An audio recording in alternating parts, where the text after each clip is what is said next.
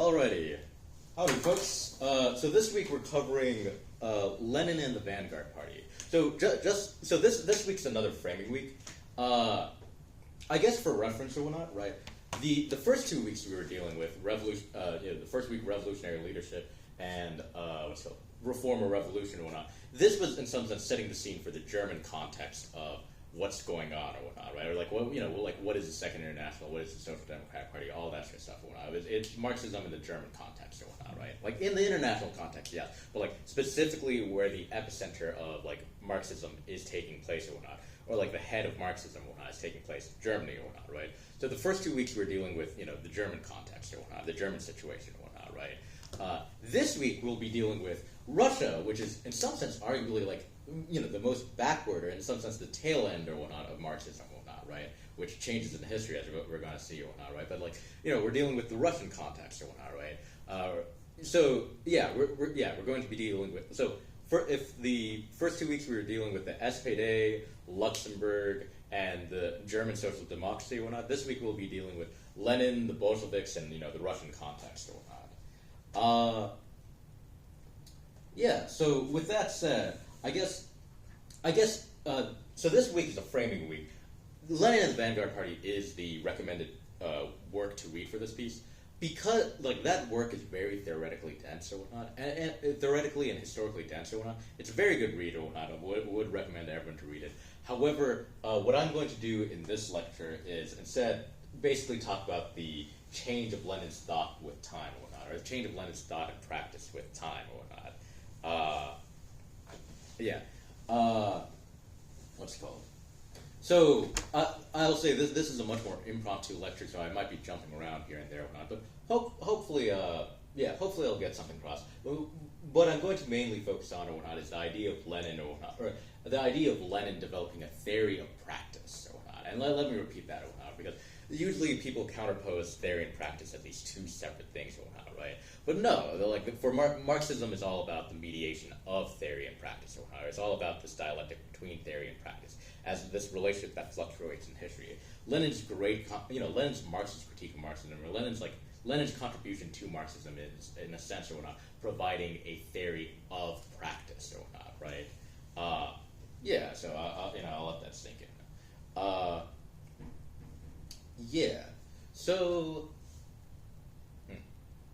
So I guess, a little context or whatnot, right? About the Russian situation or whatnot, as opposed to the German situation or whatnot. So in Germany or whatnot, the German SPD or whatnot, right? The German SPD or whatnot, it's founded or whatnot, it's the head of the Second International. It's this mass party or whatnot, right? Where you have, basically,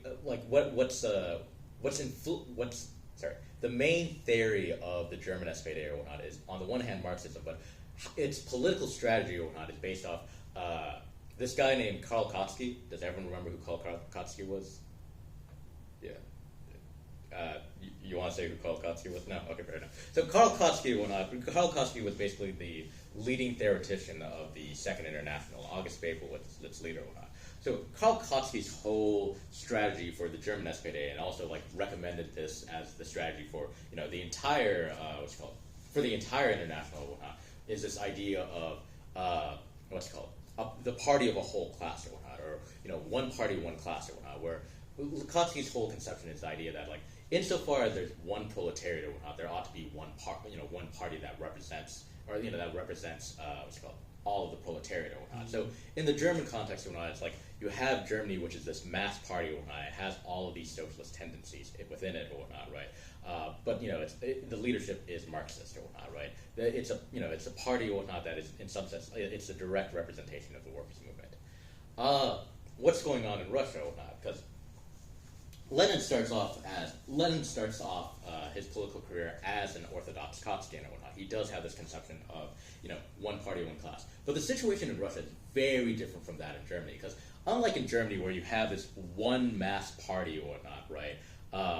Representing the working class or whatnot. What you have in Russia is you actually have, because in Russia or whatnot, the German SPD is a legal party. In Russia or whatnot, Marxism is illegal or whatnot, right? Or it's legalized, then it becomes legal for a short while, and then gets illegalized again or whatnot, right? but in Marxism or whatnot, in Russia or whatnot, right? You have a bunch of these like small conspiratorial organizations basically vying for the power from each other or whatnot, and basically it's like the RSDRP or whatnot, which is the Russian Social Democratic Labor Party or what Russian, yeah. It's Russian or whatnot, so that's why it's an R rather than L or whatnot, right? But the RSDRP or whatnot is basically the Russian Social Democracy or whatnot, or the Russian Social Democratic Labor Party or whatnot, right? A lot of conflicts within it or whatnot. That's basically what we're going to get into. I guess so. Yeah, I'm going to be framing this as basically the change of Lenin's thought with time or whatnot. But I guess as a preface or whatnot, I'll note that what's it called?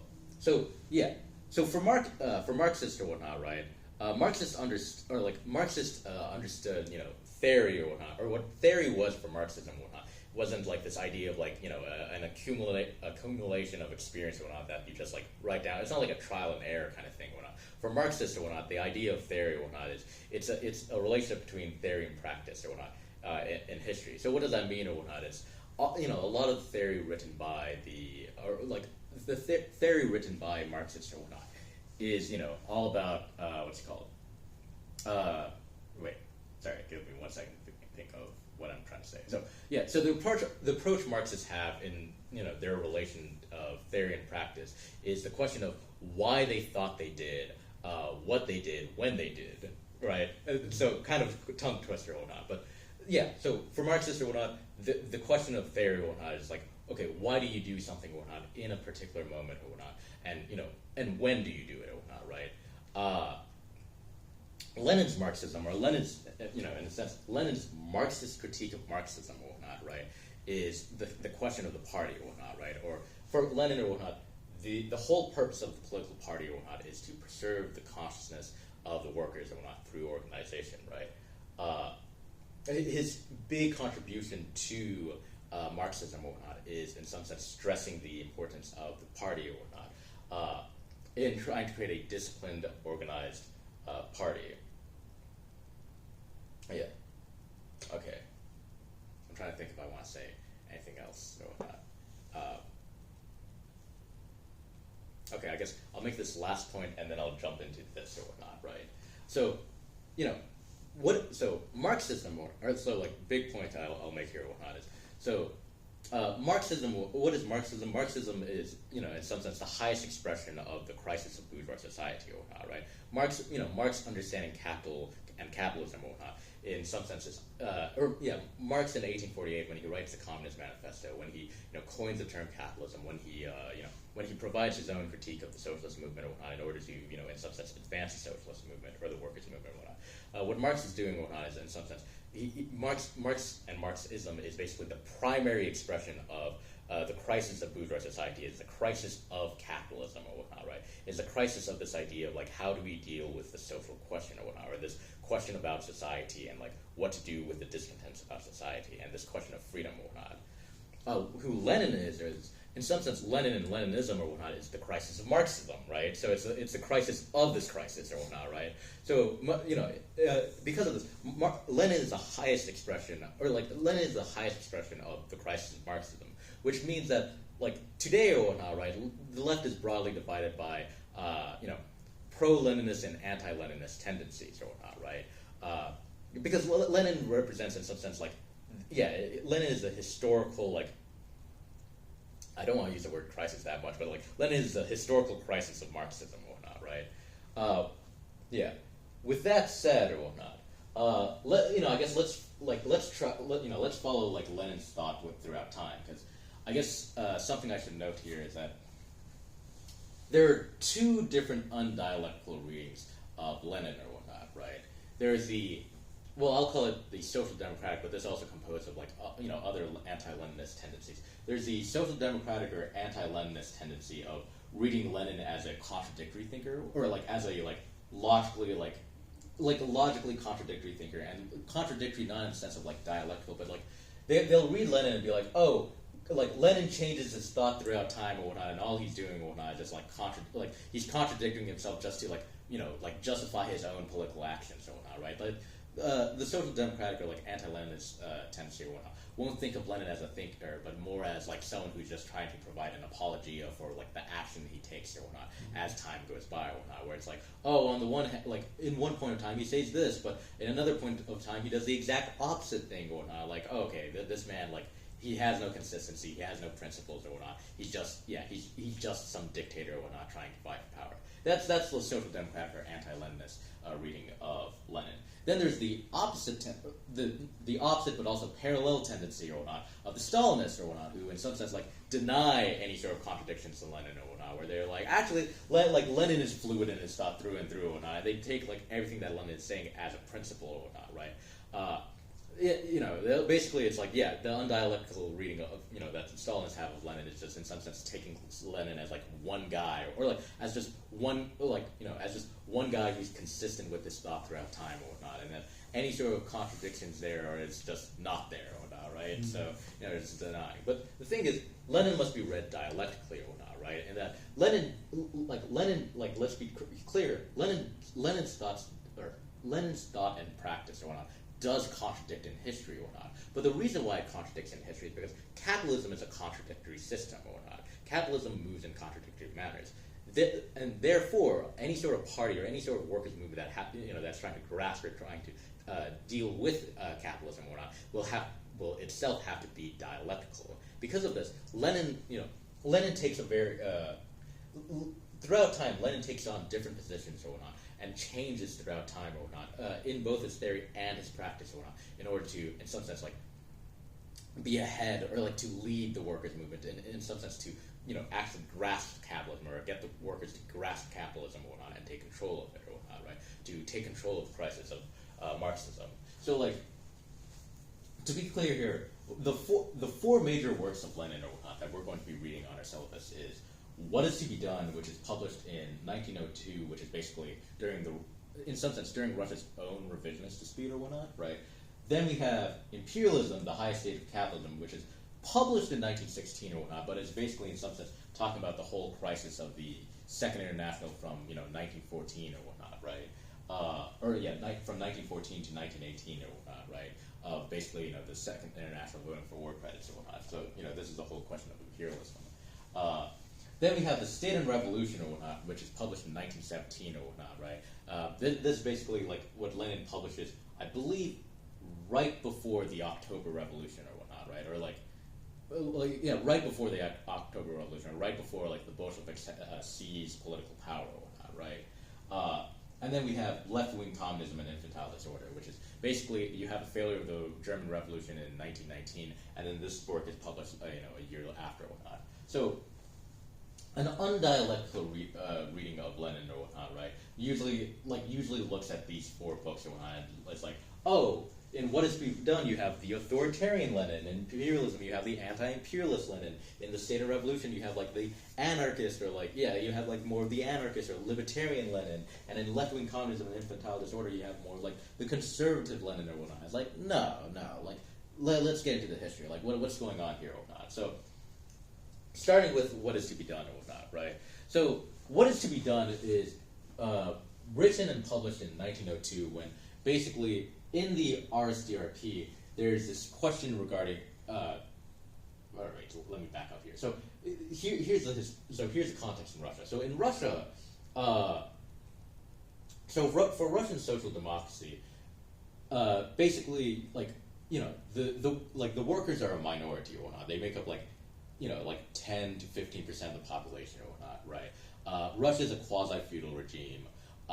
You don't really have a strong organized basis of workers or whatnot, right? In fact, so whereas in Germany they're dealing with the revisionist dispute, where it's like you have the growth of the workers movement, and then you have basically people saying hey, we can just reform our way to socialism or whatnot. They're basically affirming the tactics of social democracy and rejecting the theory of Marxism or whatnot, right? While you have that going on in Germany, what you have in Russia is you have the dominant. So in Russia, revisionism is a minority trend. In Russia, the dominant trend is actually this tendency called economism. Economism is basically this idea that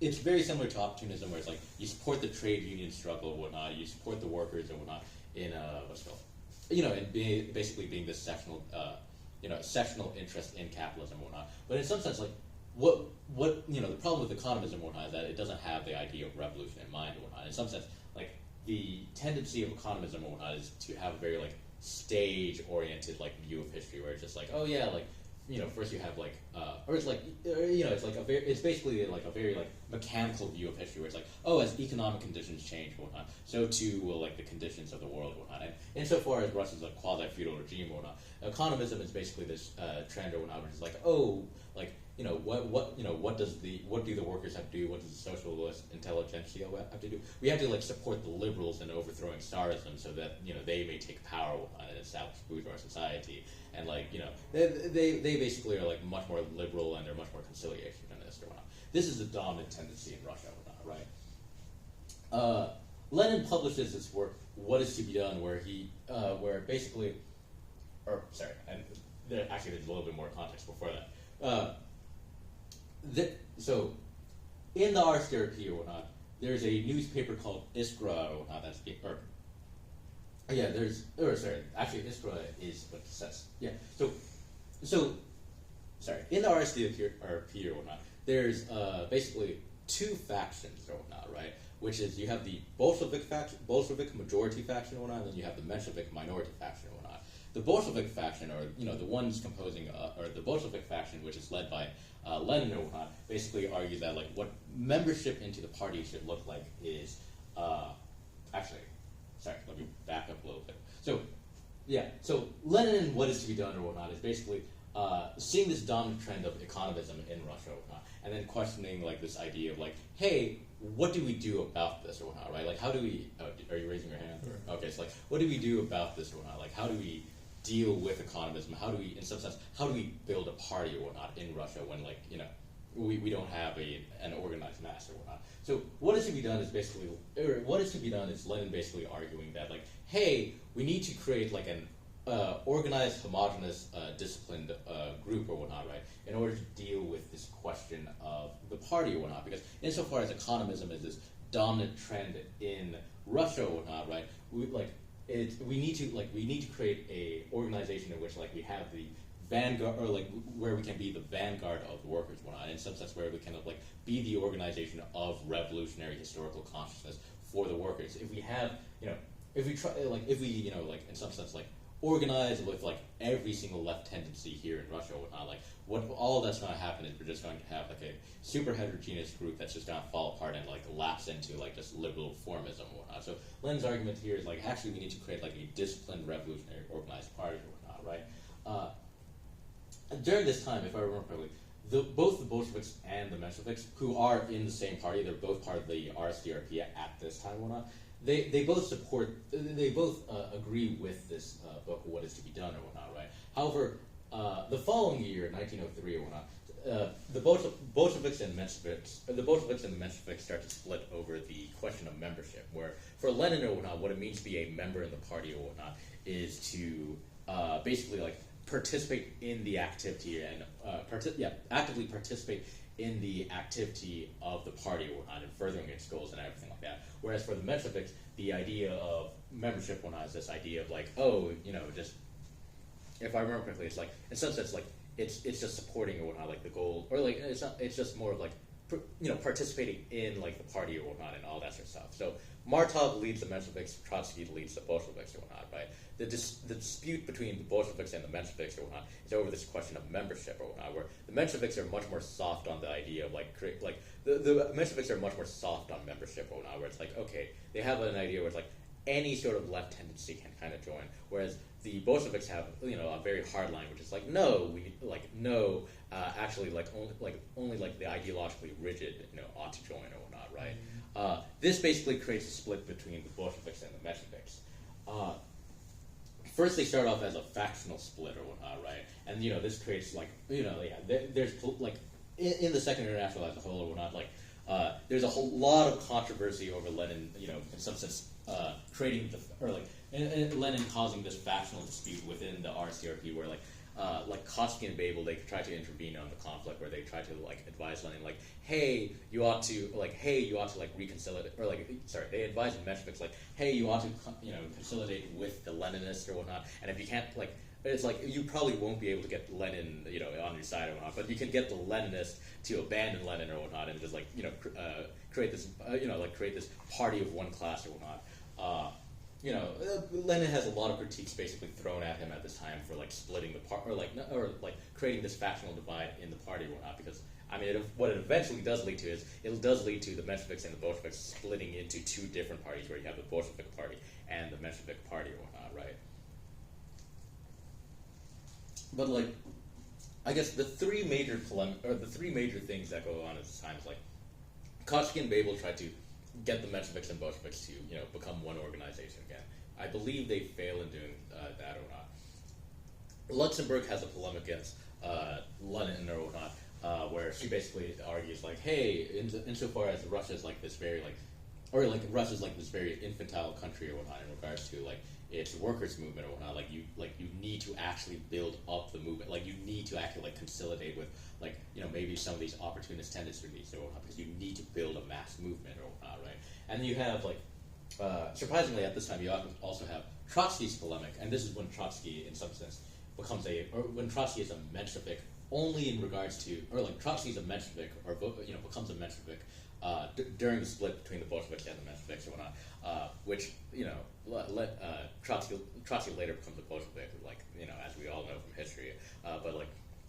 Trotsky later becomes a Bolshevik, but during this time, the reason why he becomes a Menshevik or not isn't really on ideological grounds, but much more on personality, where at the time he doesn't really like the fact that Lenin is splitting the party or not. So in some sense, kind of out of like a petty personality difference or not, he joins the Mensheviks or whatnot.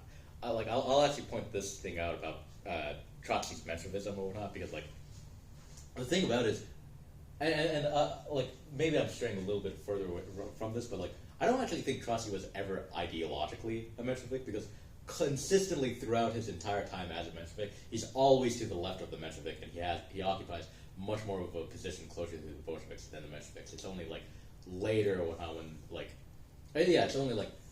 later when Trotsky finally like gives up on the Mensheviks and like gives up on the idea of like, because like Trotsky early on has this idea that the Mensheviks and the Bolsheviks can be reconsolidated as one party, but like later on he actually gives up this view or whatnot after 1914, I believe, where he actually then just joins the Bolsheviks completely and points out that the Mensheviks have been revisionist, have been revisionist or whatnot, right? Luxemburg, same thing with Luxemburg. Luxemburg's anti-Lenin polemic or whatnot after the revolution of 1905 or whatnot, she actually changes sides, but she actually then becomes much more sympathetic, or she becomes much more empathetic with the Bolsheviks or whatnot. Okay, I'm jumping around a little bit, but yeah. So 1902 happens. Lenin publishes this book, What Is to Be Done, which basically argues for like for an organized party or an organized disciplined party or whatnot. And the reason why you need an organized disciplined party or whatnot is in order to preserve the consciousness of the working class or whatnot, right? Or preserve the historical revolutionary consciousness of the working class. For Lenin, the idea here also is, and this is where it gets a lot of controversy, is where Marx and Marxists have historically understood like, oh, class consciousness comes from within the class or whatnot, right? Lenin actually says, well, no. He says all the working class movement can do, the best they can do or whatnot, is develop a trade union consciousness. What a trade union consciousness is they can basically, argue for labor legislation. They can, engage in trade union struggles or whatnot, where they can ask for like higher wages or whatnot. But like he basically says that the working class by itself alone, the workers' movement by itself, the most they can do is just become a reform of capitalism or whatnot, right? So Lenin actually says that like, no, actually you need like consciousness to come from the outside, where he says that like, actually like you do need the you do need a radical socialist intelligentsia or whatnot to come, to bring class consciousness or like socialist consciousness to the workers or whatnot, because the socialists or whatnot, right, the socialists do have this this historical view of the historical task of the proletariat, and like Lenin, like where Lenin is getting this view or not, because like it's not like an original formation of, where Lenin's getting this view is like it's not like some original thought that's coming to my mind, to his head. He's looking at the history of of like socialism, where it's like with the history of socialism, you did have you had the socialist intelligentsia or whatnot, or like you had the idea of socialism occur right before the workers' movement occurred or whatnot, right? So like, and then he looked at like what happened with Marx or whatnot, where it's like, hey, what happened was like you had the Chartists or whatnot in England or whatnot, like develop like like this like small working class organization or this. Were they a party? I think they were a party. So they basically developed this party, but then they looked toward, like they invited Marx and Engels like, hey, could you write us a theory, or like could you tell us like what do we do now or not, right? So because of that, Lenin says like, hey, what's the purpose of the party? The purpose of the party or not is to lead like the party as a representation of the working class, but also being something separate from it. The party is supposed to bring consciousness to the working class and lead it or not to its historical task of taking over power and abolishing itself as a class or not, right? This is the main argument of what is to be done or not, right? At first there's agreement with it, but then after 1903, with the split, or like after the factional dispute between the Mensheviks and the Bolsheviks and whatnot, like people get much more hard on Lenin or whatnot, being like, hey, like his work is like actually people actually reject this work or whatnot, right? Lenin's what is to be done. Then the 1905 revolution happens, and what's interesting about the 1905 revolution is the 1905 revolution is basically in Russia. Now you have basically workers and peasants rise up or whatnot, along with the liberal bourgeoisie against Tsarism or whatnot. And the big lesson that comes out of the 1905 revolution is that, unlike what people thought was like, oh, who will lead the revolution against feudalism or whatnot, or like who will lead the revolution against absolutism, against aristocracy or not, people thought it would be like the liberal bourgeoisie, because historically that's what, that was the case. The American Revolution, the French Revolution, the Protestant Reformation, the Great Revolution in England or whatnot. All of these revolutions were led by a liberal bourgeoisie or whatnot, right? It was the revolt of the Third Estate or whatnot. What happens in Russia as this quasi-feudal regime is what you actually see is the liberal bourgeoisie or whatnot actually takes like a much more like calm perspective, where it's like they do engage in struggle, but they don't lead it. Who actually leads it is the proletariat and the peasantry or whatnot, right? So basically during this time or whatnot, like you have like much more workers become like radicalized and revolutionized or whatnot, right? And in some sense, like they're like you have you have the workers develop this kind of like revolutionary consciousness and become like they want to get into like these socialist parties or whatnot, right? And Lenin basically says like, hey, like to his own like separate Bolshevik party or whatnot, right? Because at this point the Mensheviks and the Bolsheviks are two different parties. He says to the Bolsheviks, he's like, hey, we need to open up, we need to open up membership. And the comedic thing is, what happens is the Leninists or like the Bolsheviks, they literally pick up what they do is they literally quote Lenin's "What is to be done" at him, being like, wait, look, because like when Lenin's like, hey, we need to open up the party, they're like, wait, no, we can't. We need to have this like very rigid. We need to have this very rigid party. So they literally start quoting Lenin against Lenin, being like, hey, this is what he said and what is to be done. We don't want to do that. And Lenin's like, hey, but then Lenin's whole point is like, hey, time has changed or whatnot. He's like, what we did in 1902 of splitting the party was necessary because we created a homogenous, like, revolutionary disciplined group. But he said, right now we're in a revolutionary moment in which like masses are looking for leadership. So Lenin says like, hey, if we don't let them into our party or whatnot, what's going to happen is they're going to go to like the Mensheviks, they're going to go to like the socialist revolutionaries, which is basically this like peasant socialist tendency or whatnot, right? Or like they're gonna go to like basically they go to like all these other socialist parties. So Lenin's like, hey, insofar as like we're in a moment of revolution, we're in the moment where like the masses are looking for leadership, we need to allow people to get come into the Bolshevik party or whatnot in order to create a mass party or whatnot, right? Because it's like, hey, our time of just like creating a ideologically rigid party or whatnot has given us this moment or whatnot to create a much more mass party or whatnot, right? If I remember correctly, Lenin like barely loses or whatnot in this argument because like the whole principle of democratic centralism, which is basically like what the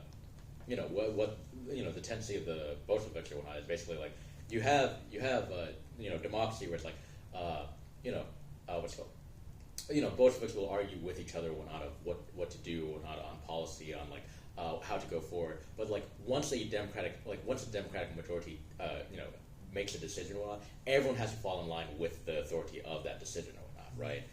Where it's like if you disagree with that decision, too bad or whatnot. Like if you want to be part of the party, you follow that or whatnot. But during like moments of democracy or whatnot, it's like yeah. So even though like Lenin did disagree, where it's like, hey, we need to create like a mass party or whatnot, right? He was he barely lost or whatnot. So because of that, like he had to fall in line and was like, okay, no, we have to have this kind of strict membership. So I mean, we'll later read Trotsky's Permanent Revolution, because what happens in this time is Trotsky or whatnot, as a Menshevik or whatnot, actually like leads the Soviet or like the So I guess one thing I should note is one consequence of the 1905 revolution is the development of Soviets. Soviets are basically these basically like workers' councils. They're their own like political thing or whatnot.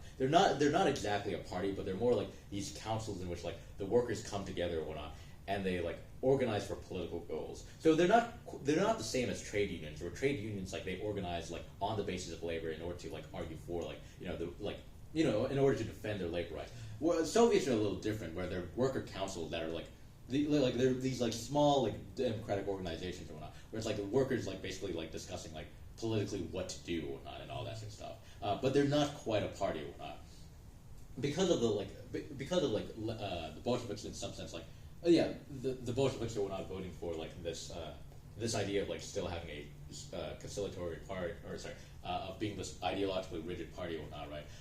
Who actually leads the Soviets at the time is Trotsky or whatnot, right? Trotsky actually becomes the leader of the Petrograd Soviets or whatnot, right? Petrograd being like the capital of Russia. Yeah, the capital of Russia, like the main urban city of Russia, or whatnot, right? So Trotsky leads basically like the main Soviet or whatnot organization at this time, or whatnot. And like one thing I should note here, or whatnot, is so Lenin, Luxemburg, Trotsky, or whatnot. Why we call them Second International Radicalists, or whatnot, or like why we read their pieces, even though like pre 1914 or whatnot, right? Or sorry, not even pre 1914. Throughout the Second International, even though there are people who agree with these thinkers or whatnot, right? Like no one in the Second International goes as far as these thinkers in their ideas. So like for example, like Kautsky thought opportunism or whatnot was in some sense just like he thought opportunism was in some sense like historical lag or whatnot, where it's like, oh, it's these pre-Marxist tendencies or whatnot, like still being in the socialist movement. So that his idea of like the party of one class is this idea that like, hey, like as you have the growth of the workers' movement, all these like pre-Marxist tendencies will eventually like evaporate or whatnot, right? Or like will eventually go away or whatnot, because they're pre-Marx. And what he means by pre-Marxist is just like basically just non-Marxist tendencies or whatnot. They're considered pre-Marxist at the time or whatnot, because it's seen as Marxism as like the highest idea of like socialist consciousness. All these other socialist tendencies are pre-Marxist or whatnot, because they all predated Marx or whatnot, and they're all more infantile. That's Kautsky's idea of opportunism. Rosa Luxemburg's critical insight that we talked about in Reform and Revolution is actually like, no, actually, as you have the growth of the workers' movement, you actually have opportunism arise or whatnot. So it's like the opposite idea, where it's like, no, it's not historical lag. Actually, it's the exact opposite. The workers' movement grows, and then you have opportunists, like opportunism become like a much bigger phenomenon in the thing. So to be clear, pre-1914 or pre-World War I, Luxemburg is basically on the left, or like Luxemburg is basically on the left or whatnot of the Second International, in the sense that she believes, like she's left in the sense that she has a left perspective on the growth of the movement or whatnot, or she has a left theory on opportunism or whatnot, right? Whereas the Second International or whatnot, has this idea of much more of a Kautskian idea of like how opportunism rises. For Lenin or whatnot, Lenin's leftism, or like what makes Lenin a radical or whatnot, is the fact that he has a left perspective on the party or whatnot, right? That he, like during this time, he has this idea that like, hey, actually the party needs to be this organized homogenous, or like this organized, disciplined organization that leads the the proletariat or whatnot, not just tails it or whatnot, or not just like follows this consciousness, actually advances this consciousness or whatnot. This is Lenin's left perspective or whatnot that separates him from most of the Second International. And then Trotsky, as we'll later read when we get to Permanent Revolution, Trotsky has a left perspective on revolution or whatnot, where specifically in the Russian context, where the idea is like, oh, the bourgeoisie will lead the bourgeois revolution or whatnot, right? And then Russia will have a socialist revolution along with the rest of Europe. Trotsky, his left perspective of revolution is the idea that like no, actually the proletariat can lead the proletariat themselves can lead the bourgeois revolution, but they won't stop there. In leading the bourgeois revolution, they'll also lead the revolution across all of Europe or whatnot. They'll have a whole socialist revolution. There will be a global socialist revolution or whatnot. So yeah, so putting that in just simple terms or whatnot, right? Lenin, Luxemburg, Trotsky, pre-1914. They're all left radicals. What makes them radicals is Luxemburg has a left perspective on movement, Lenin has a left perspective on party, and Trotsky has a left perspective on revolution. After 1914, they all actually they all share this perspective much more. Where in some sense, I think in Trotsky's diary and Lenin's diary, Trotsky actually has this thing where he writes at last Lenin has become a Trotskyist, and in Lenin's own diary he has at last Trotsky has become a Leninist or whatnot. So it's they both become much more politically aligned or whatnot after 1914, and so does Luxemburg and her own Spartacist League or whatnot become much more aligned with Lenin and Trotsky or whatnot, right? A few differences there, but they all become much more aligned or whatnot, right? After 1914, the revolution. Sorry to go back to this. So yeah, What Is to Be Done is published. Argument for the political organization of the party and consciousness or whatnot, or the party as the head of consciousness or whatnot. Both of them mentioned split or whatnot, right? You have the development of the workers' movement or whatnot, right? I'm trying to think of these other historical facts that I should note here. Well, I guess I'll just jump into it. So then you have imperialism, the high stage of capitalism or whatnot, where I believe Lenin writes this during a time of heavy Tsarist censorship or whatnot. And I believe right at this point in time he's exiled to Siberia or whatnot, so he's not even in Russia at this point or whatnot, right? Was it Siberia? Yeah. So Lenin's exiled in Siberia. He's writing this or whatnot underneath heavy censorship by the Tsar or whatnot. It reads as an economic work, but there's a very political point here that Lenin's making in imperialism, where it's hey, imperialism is an opportunity or not. Well, the idea that Lenin has is imperialism is an opportunity in the sense that hey, insofar as imperialism is a high stage of capitalism or not, right?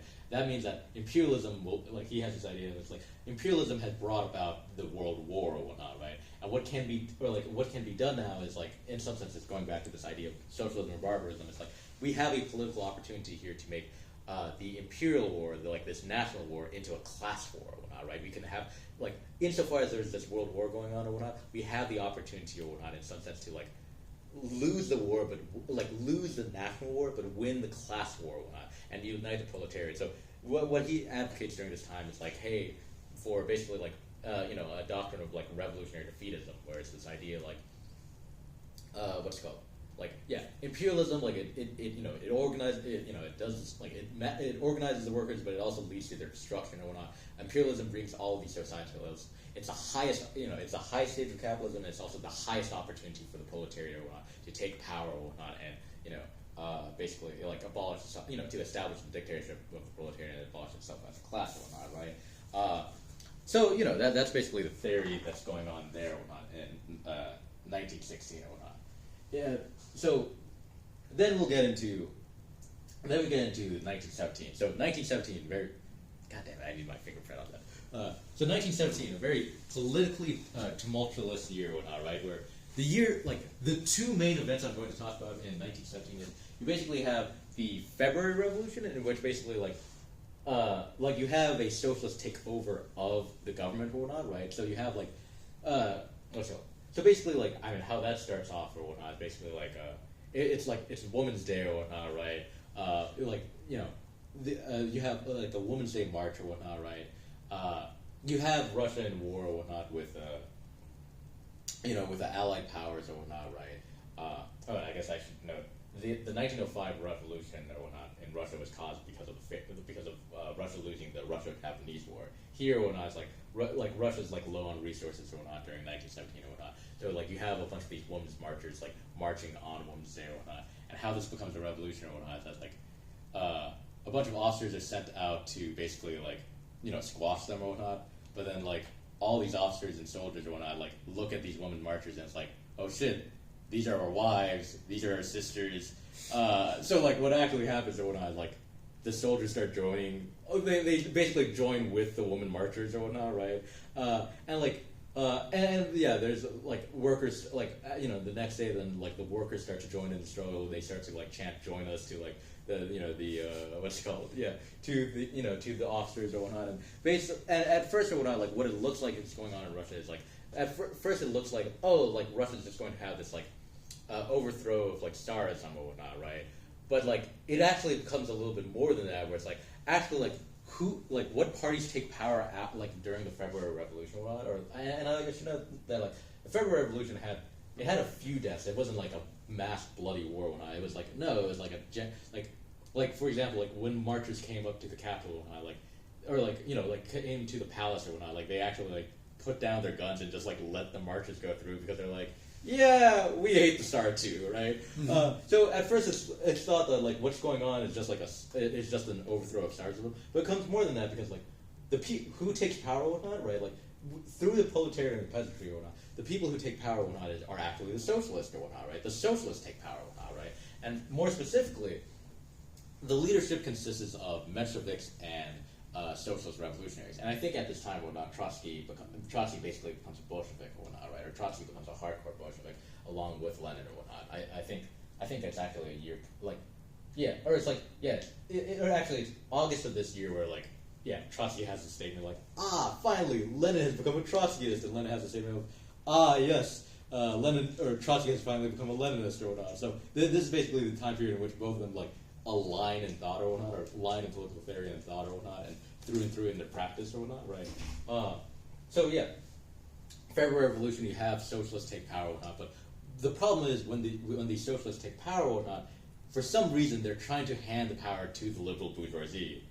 And it's strange because it's like, wait, proletariat and peasantry, they led this revolution, and you're trying to give the power to the bourgeoisie to have bourgeois democracy, or like to have basically bourgeois society. But like the proletariat and peasantry are like more revolutionary than this. Like they can be like, no, we can like get in, like we can bypass that into socialism. And also like at this time, whatnot, like the socialist revolutionaries, the Mensheviks, or the provisional government that's established at this time or whatnot, like they like what the masses are demanding, or like the masses are like, hey, we need bread, we need food or whatnot.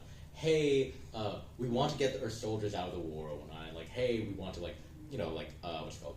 We want to abolish, or like we want to take the means of production from the capitalists and whatnot. The socialist revolutionaries and the Mensheviks, despite being socialists supposedly or whatnot, what they do is they actually continue the war. They don't do anything about the food crisis or whatnot, and like they don't abolish the means of production or whatnot. So it's like, what the fuck or whatnot, right? So it's like you have these socialists or whatnot who are essentially just trying to give the power to the liberal bourgeoisie who aren't taking it or whatnot. So then like, what you have is you have the October Revolution led by the Bolsheviks, where they say like, actually no, you can't have the dictatorship of the proletariat or whatnot. So it's like it's a revolution or whatnot, or like that revolution occurs or whatnot, right? When the Bolsheviks get power or whatnot, or take power or whatnot, they manage the food crisis in Russia or whatnot. They abolish the ownership, or like the capitalist like ownership of the means of production or whatnot, right? And they also take the soldiers out of the war or whatnot, right? This is basically the revolution of 1917 or whatnot, right? And the idea of the socialist revolution is that like it has to be international. So like both Lenin and Trotsky are very hopeful, where it's like, hey, we've had this revolution in Russia. Now we wait for the European proletariat to rise up against their own capitalists, and then we can lead the international socialist revolution. Primarily, who they're because like I should know, during the period of 1917, 1919, like. There's actually quite a like Russia's not like, even though like in world history we all like, or like what you learn in history classes, you'll only learn about the Russian Revolution. It's like actually like there's a revolution going on everywhere. There's a revolution going on in Russia. There's a revolution going on in Hungary. There's a revolution going on in Spain. There's a revolution going on in Germany. Like all across Europe, and I think like in some places in Latin America and also in Asia and all, there are all of these communist revolutions that are going that are happening. The only place it succeeds, however, is in Russia. And the most tragic place that it fails in is in Germany, because the Russian Revolution, in some sense, is waiting for Germany, which is the center of global capital at the time. They're waiting for the German Revolution to succeed. But in 1919, what happens is the Spartacist League, led by Rosa Luxemburg, gets put down. So it's like, damn, shit. It's like like Lenin has this reflection where it's like, what is Russia? Russia's a backwards worker state. Instituting state capitalism, and it's like Lenin has this idea of like that's all we can be until the world revolution. So Lenin and left-wing communism and infantile disorder is basically critiquing a lot of these like left communists at the time who are like, hey, like who like basically take up like, and on the one hand they take up Lenin's old positions where it's like we need to create a politically homogenous party, or it's like we need to like like we need to create a vanguard, or we need to oppose parliamentarism, or like we need to like what's it called, like we need to just lead the revolution right now. And Lenin's like wait, slow down, like you need to listen to the workers' demands, like hey, like you can't be this sectarian party or whatnot, like you actually need to listen to the workers' demand. And insofar as like the revolution has failed or whatnot, insofar as like there's a retreat in the revolution, like we do need to like actually like grasp like in some sense like bourgeois demands or whatnot, right? Like because like it's like the revolution has been isolated. Like we need to retreat after the revolution or whatnot, right? And unfortunately, Lenin dies next year or whatnot, 1921 or what. Lenin dies either in 1921 or 1922. Do you either of you know the date? I'm gonna say 1921, but it's 1921 or 1922. But well, I think Lenin's out of power by 1921 or whatnot. He might have died in 1922, but I think he dies in 1921. So Lenin dies in 1921, and like then there's a competition for leadership between Trotsky, Stalin, and Bukharin or whatnot. And in a sense or whatnot, Trotsky expresses like the more left position in Russia. Stalin is in the center, and then Bukharin takes a much more right position or whatnot, right? What happens in this struggle for leadership is Stalin gets in power or whatnot, and says like actually like we don't need a retreat in the revolution. The revolution seceded or whatnot, right? Actually, like in fact, like we have socialism in one country, and Trotsky's like, what are you talking about or whatnot? And yeah, and then we get into like that history, but yeah, so. I guess the main point I should make here about before Lenin's or whatnot, or like the change of Lenin's thought in time, is that like, what does Lenin do, or what's Lenin's contribution? Like, what is Lenin's Marxism? What is Lenin's contribution to Marxism? What is Lenin's Marxist critique of Marxism or whatnot? Lenin is offering a theory of practice or whatnot, right? How he offers a theory of practice or whatnot is through the question of the party, or through this question of like, the purpose of the party, where he says that like you need to create a revolutionarily disciplined party or whatnot in order to lead a revolution or whatnot, in order to lead the masses or whatnot. And it has to be a party or whatnot that like it elevates, or like it has the historical consciousness, and it elevates the workers or whatnot, but it also follows the workers' demands. Like it can't be separate from it. It has to be a part of it or whatnot, right? And like along with the other second international radicals, what he's dealing with this whole question of like consciousness and consciousness, organization, leadership, is he's trying to address this question of opportunism arising in the workers' movement. How do you combat opportunism or whatnot, right? Yeah. There's a lot more I can say, but I think that's probably a good stopping point. Should I stop recording, or does anyone have like very specific questions and clarifications on this or whatnot, and all that sort of stuff? Like, do people understand why this is like, or like, do people understand why this is contradictory, and like how Lenin's being dialectical here, of like changing his position throughout time? Yeah. Because I mean, I guess again, very shortly, when I hear they're very small, like the Bolsheviks and the Mensheviks are whatnot, very small conspiratorial group in Russia or whatnot. Here or whatnot, they're growing or whatnot, but they're like just like. They're just another party who are not vying for leadership among other parties. Here or not, right? Then you have like you have a revolution or whatnot, right? And then here or not, you have the Bolsheviks in power or whatnot, right? Yeah. Wait, I feel like there was one point here I was gonna make, but yeah. Let's see. Dealt with all of that. Yeah.